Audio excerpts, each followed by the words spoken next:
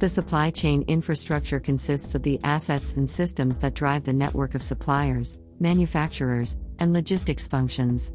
It includes the information and organizational structures that support the supply chain. Recent studies show that outright savings can be realized through improvements in the design of the supply chain infrastructure, such as in materials sourcing, manufacturing capabilities, and distribution systems. What's interesting is that, while savings from such improvements seem obvious, many companies have yet to make an effort to examine their infrastructures. Instead, many executives focus on improving the multitude of operational processes that underlie supply chain functions. Many managers have not yet grasped that supply chains are not only about processes, but that they are also about assets and structures. Large conglomerates such as General Electric have shifted sourcing of raw materials for its production systems to China, India, Russia, and Mexico. The shift manifests GE management's recognition that one's material sourcing structure cannot be rigid. It must be adaptable to change, especially in the wake of widely changing commodity prices and the strength of the US dollar. GE likewise has shifted manufacturing facilities to be nearer to material sources, while at the same time balancing the moves to not be far from its markets, or at least to nearby transportation hubs. GE is not the only one. United Technologies, Toshiba, Huawei, and Han High Precision Industry also have made shifts in manufacturing strategies to adapt to changing times. Shifting to a cheaper factory location is not as easy as it looks, as companies have to be aware of where their customers are, and what additional costs will be incurred if distances between production sites and its customers widen. As online sales multiplied versus in-store revenues in North America over the past decade, retailers have quickly moved to change their distribution infrastructures, consciously aware that if they don't, they will be left behind. Amazon has already introduced same-day deliveries for perishable products in several American cities. The company also has employed ordinary people to deliver products in an arrangement similar to Uber, in which instead of drivers transporting people, the drivers transport products to customers within hours.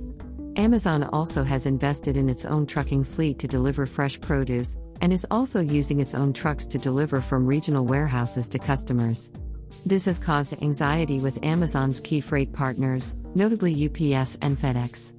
Focus on the supply chain infrastructure is not limited to multinational conglomerates or American firms. There are plenty of opportunities in Asia-Pacific and the Philippines.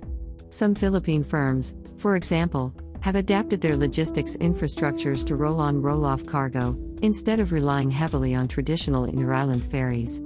Some have set up manufacturing facilities in the provinces to expand their market reach. The results, however, have been mixed. High operating costs such as wages and electricity have prevented firms from realizing attractive rates of return on investments. Executives complain about the high costs to sell in Philippine provinces, but part of the reason is some firms have continued to stick with traditional dealers, which drive up product costs. Firms have been reluctant to try other options, such as direct online selling.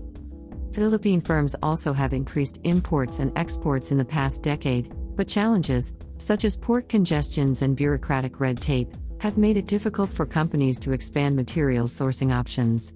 While firms have continued to work to improve the infrastructure side of logistics and materials, it has been observed that firms have not been as hardworking in the manufacturing side.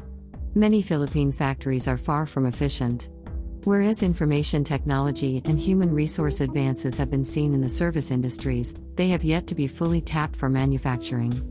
From hybrid manufacturing designs to shop floor information systems, there is much potential for factory infrastructure improvement that, if taken, may possibly catapult Philippine industry to at least par with first-world Asian counterparts. Business owners in Asia and the Philippines need to realize their traditional supply chain models will have to change with the times. As one U.S. executive remarked, the weak link in our whole manufacturing process remains the supply chain, which is true in most organizations. Especially in an era of challenging growth, restructuring one's supply chain could be the best solution to attaining one's business goals. Thank you for watching.